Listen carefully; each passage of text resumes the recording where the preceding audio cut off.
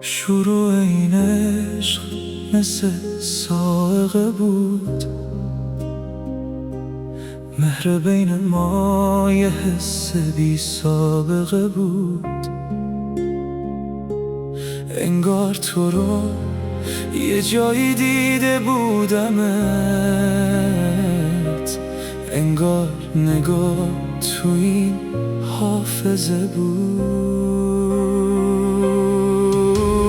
تو رو دیدم و یهو دلم جا رفت، خورشید شدی سوز سرما رفت. اون چشای تو آبی نبود اما غرق شد این مرد تا عمق دریا رفت. تو رو دیدم و شدی عزیزم، چشات شدن تموم انگیزم. تو دلم کنارت جا نیست، از عشقت همیشه لبریزم.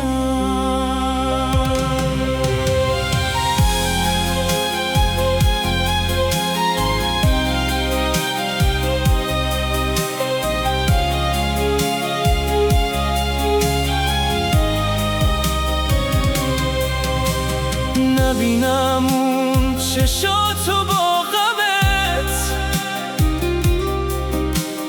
من گیرم به رایحه تنت.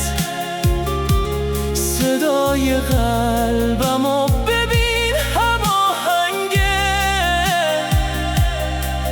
با قاعده نفس کشیدنت. تو رو دیدم و یهو دلم جا رفت،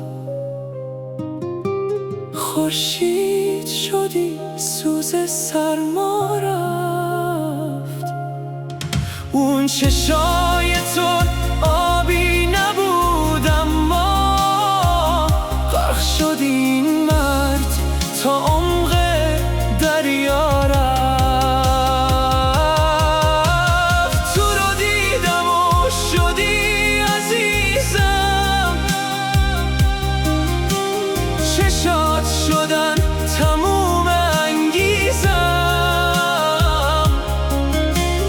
تو دلم کنارت جا نیست، از عشقت همیشه لبریزم.